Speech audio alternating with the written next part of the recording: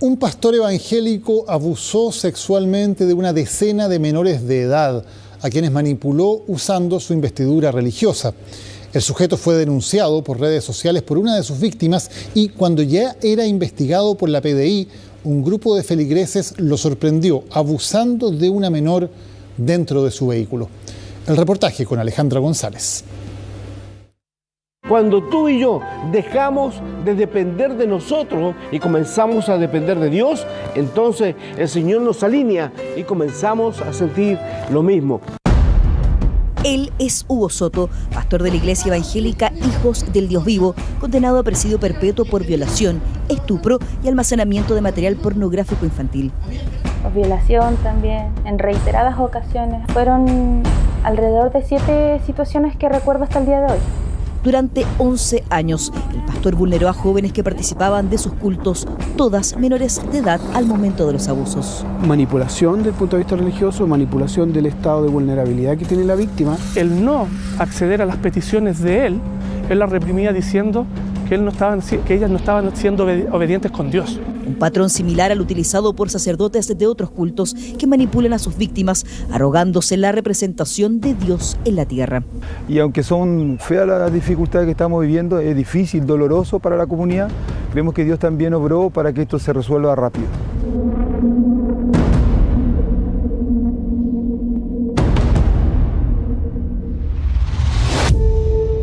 En medio de la belleza de este paisaje de ríos prístinos y cielos transparentes, se ocultaba un secreto hoy revelado y que conmociona a toda una comunidad por su crudeza. Sí, cada vez que aparecían más víctimas lloraba muchísimo. Me dolía en el alma y me sentía culpable por no haber hablado antes. Es ese silencio el que ella hoy quiere romper tras dar su testimonio y nos pide hacerlo para exponer al sujeto que abusó de ella cuando era una adolescente de 13 años. Creo que lo que me pasó a mí fue el primero de los hechos de todas las otras víctimas. Y me sentí como muy culpable en ese sentido porque si yo hubiera hablado, estas 13 víctimas no existirían. O sea, no estarían dentro de este tema con Hugo Soto. Ella baja la voz para decir el nombre del pastor, el mismo que la abusó manipulando su fe y vulnerabilidad adolescente. ¡Se abre la senda! ¡Se abren los cielos a algo nuevo! Yo creo que el Señor tiene algo listo para mí hoy en la mesa. Hugo Soto Contreras es un ex gendarme de Coyhaique que se inició como predicador en la cárcel de la ciudad, primero con los reos y sus familias, luego inserto en la comunidad local. Volvemos con las noticias, un caso que se destapó a mediados de enero del 2024. Las múltiples denuncias de ilícitos sexuales en contra del pastor Hugo Humberto Soto Contreras. Él adquiere un terreno que estaba vacío en el sector de calle Errázuriz y cercano al centro cívico de Coyhaique. Y de ahí en más, él construye una iglesia, un templo, donde ya albergaba, partió con 20, 25 personas y albergaba a 200 personas. Un número no menor de personas que asistían a sus cultos, a estas misiones religiosas también. Pero el predicador operó en la impunidad por varios años. Lo capturaron gracias a la confluencia de varias situaciones que permitieron descubrirlo. Algunos lo interpretan como una voluntad divina. Los pastores confiamos que el Señor siempre va a revelar las cosas a tiempo y aunque son feas las dificultades que estamos viviendo, es difícil, doloroso para la comunidad, creemos que Dios también obró para que esto se resuelva rápido. Pero otros lo atribuyen al valor de la primera joven que lo denunció públicamente. Tenía miedo, pero una amiga cercana la impulsó a hacerlo. Era el mes de diciembre del año 2023. Y si no hubiera sido por ella, no hubiera hablado nada. Me dijo, ¿por qué no lo denunciaste? Yo le dije que no sabía, tenía miedo, pasaron 10 años. Fue cuando ella me dijo, hagamos una fona por Facebook. Aviso de violador. Les comparto foto del pastor Hugo Soto de la Iglesia Hijos del Dios Vivo. Este monstruo, se los advierto, es un violador y abusador de menores de edad. La funa genera que se pueda iniciar la primera denuncia. Posterior a esto, nosotros pudimos recibir 6 denuncias más. Ciudad de Coyhaique, avenida Presidente Errázuriz. Aquí funcionaba la iglesia evangélica Hijos del Dios Vivo. Aquí se cometieron varios de los delitos que hoy lo tienen tras las rejas. Denuncias emanadas desde la comunidad religiosa que encabezaba el pastor. Cientos de feligreses le entregaron su confianza, permitiéndole acceso como consejero espiritual de sus hijas. El pastor, como líder de toda esta comunidad religiosa, tenía pleno conocimiento de lo que hacían las familias. Y a tal punto llegaba esa confianza que los padres confiaban en él para hablar con sus hijas cuando éstas presentaban, entre comillas, algún problema, cosa que el pastor aprovechaba para empezar a realizar preguntas de su intimidad y luego a través de esas consultas que ya forman parte de la esfera privada de cualquier persona, intentar acceder a ellas carnalmente. Hugo Soto llegó a presidir la Unidad de Pastores de la Patagonia, agrupación que creó luego de no ser admitido en el Consejo de Pastores de Coyhaique, con más de 50 años de historia. Para nosotros no era parte del Consejo de Pastores y el ser pastor o no depende también de quién lo haya nombrado. Nosotros no tenemos antecedentes de quién lo nombró pastor ni quién lo ungió pastor. Pero lo cierto es que el predicador era reconocido como tal en Coyhaique, al punto que representaba a las iglesias evangélicas en las ceremonias oficiales. El nivel de seducción yo creo que fue tal que logró convencer a las autoridades de que él debía asistir a las ceremonias. ¿Ceremonias como cuáles? El Te Deum evangélico, las presidía él. ¿Y qué autoridades locales asistían a eso? Delegación presidencial, gobernación regional, parlamentarios, alcaldes. También, por ejemplo, cada vez que inauguraban algo, la bendición la entregaba él. El pastor creyó que esa posición garantizaba su impunidad. Tras la denuncia contra él en redes sociales, reaccionó. Hicimos la funa anónima y a los 2 días después, Hugo Soto me habla por Messenger. Hola, ¿cómo estás? Me ha sorprendido las cantidades de mensajes de funa que has enviado. Tú sabes que no es así. ¿Por qué lo haces? ¿No es así? ¿Y cómo es entonces? ¿Ya se le olvidó? ¿Te puedo llamar? No, si tiene algo, que escriba. Qué lástima que caigas tan bajo. Puedes decirme a mí tu molestia. No es necesario hacerlo público ni usar a otras personas. Qué lástima que siga cayendo tan bajo, de negar lo que me hizo. Pero bueno, los actos tienen consecuencias. A mí me afectó muchos años. Espero le afecte en su justa medida todo el mal que me causó y quizás a cuantas más. Y si hay que hacerlo público para que no esté cerca de niños, lo voy a hacer. Hacerlo público para que no esté cerca de niños es la motivación que le impulsa a denunciar, sabiendo que enfrentaba a un poderoso pastor de la zona, un sujeto que interpretó a su antojo las escrituras bíblicas para manipular a sus víctimas. Bueno, al principio me contó una historia del Antiguo Testamento sobre las doncellas que servían al rey. Entonces él manipuló un poco la historia y me empezó a decir que como yo era una hija de Dios, espiritualmente podía recibir del Espíritu Santo a través de él, y que yo tenía que dejar que él hiciera lo que estaba haciendo conmigo. Ella tenía 13 años cuando ocurrió lo que relata. A las primeras 6 denuncias que recibió la Policía de Investigaciones se sumaron otras 4, completando 10 acusaciones de abuso sexual. Las víctimas de perfil semejante, jóvenes entre 13 y 17 años, una edad vulnerable con los conflictos propios de la adolescencia.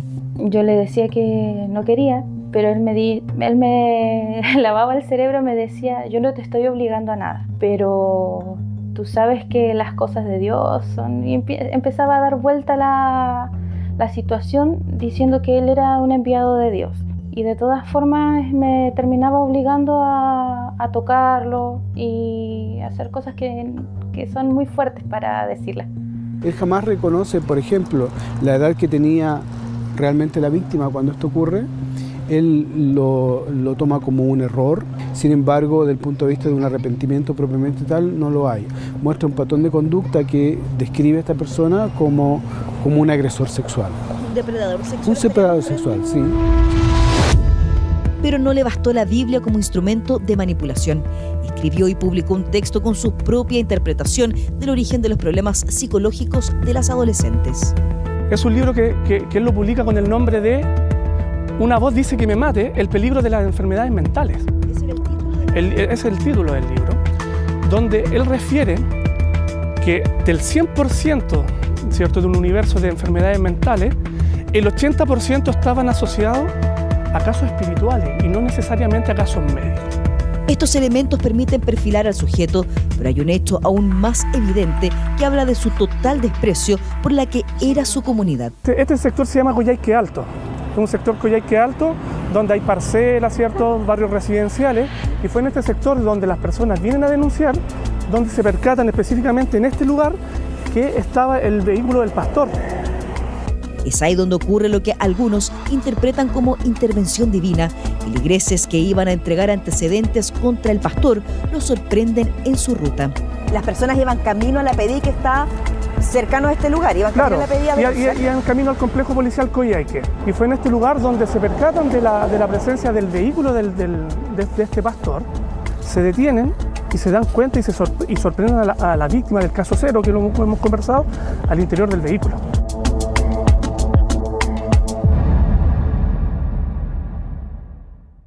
Y es un buen tiempo para estar orando, para estar intercediendo. Son sus propios feligreses quienes lo descubrieron prácticamente infraganti, abusando de una menor, el caso cero, como lo denominó la Policía de Investigaciones, y eso aceleró todo el proceso en contra del predicador. Es importante señalar que cuando el pastor es ubicado en este lugar, anteriormente a cuando es ubicado, de acuerdo al relato de la víctima, en 2 oportunidades ya habría sido víctima de una agresión sexual en este mismo periodo de tiempo. Venían de otro lugar donde él ya... de otros lugares, exacto. Había cometido el delito. Fue donde finalmente fue sorprendido por los otros adeptos de la iglesia.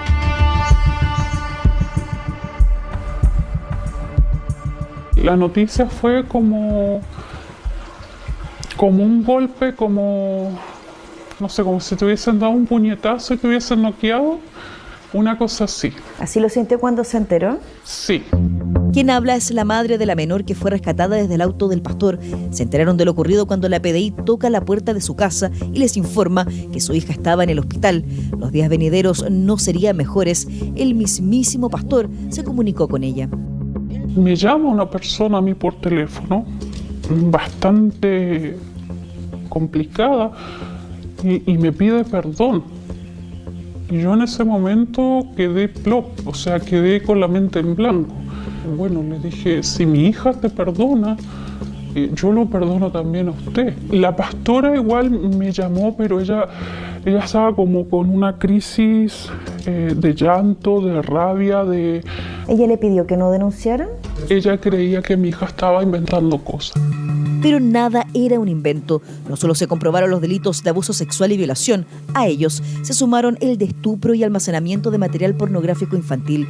La Fiscalía buscó acreditar 5 casos por delitos sexuales contra jóvenes de entre 13 y 17 años. Se condena al acusado Hugo Humberto Soto Contreras a cumplir la pena única de presidio perpetuo simple. El 9 de enero, Hugo Humberto Soto Contreras, en un fallo unánime del Tribunal Oral en lo Penal de Coyhaique, fue condenado a presidio perpetuo simple. La defensa del pastor ingresó un recurso de nulidad que ya fue declarado admisible por la Corte Suprema. Estamos frente a unas situaciones de abuso sexual y estupro y no situaciones de violación. También entendemos que hay situaciones de 2 casos donde estarían prescritos y el tribunal consideró que no estaban prescritos. Por lo tanto, bajo esas circunstancias vamos a pedir la nulidad, hacer el juicio de nuevo y que se le condene, sí, pero en relación a lo que cometió y no a lo que el tribunal condenó, que creemos que no es lo que se acreditó en el juicio. Si bien el pastor reconoce los hechos, para su defensa no todos fueron acreditados por la Fiscalía en el reciente juicio. Aseguran que el delito de violación no existió, pero sí el de estupro. Porque todas las víctimas reconocieron que mantuvieron una relación con él, lo reconocieron las víctimas, y decían eso, relación, de hecho cuando se les consultaba, pero muchos lo hicieron por circunstancias propias de que era el pastor. No hay ninguna circunstancia que alguna de ellas haya sido obligada. Y eso es una diferencia. ¿Pero eran menores de edad? Sí, no, sí, eso está bien, está correcto, porque el estupro ocurre cuando es una menor de edad, menor de 18 años y mayor de 14 años. Las relaciones que ellos mantuvieron, todas ellas lo hacían porque era el pastor.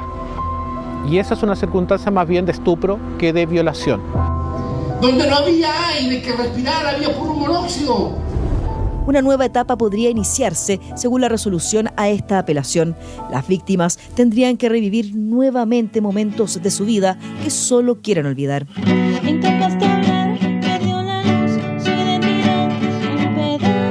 Esta no es solo una canción, es el desahogo de una víctima que cuenta su verdad y su dolor.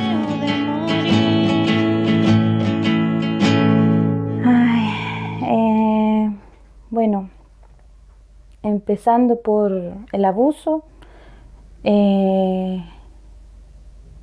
luego no sé si se le puede considerar estupro porque nunca sentí atracción hacia ese hombre ni tampoco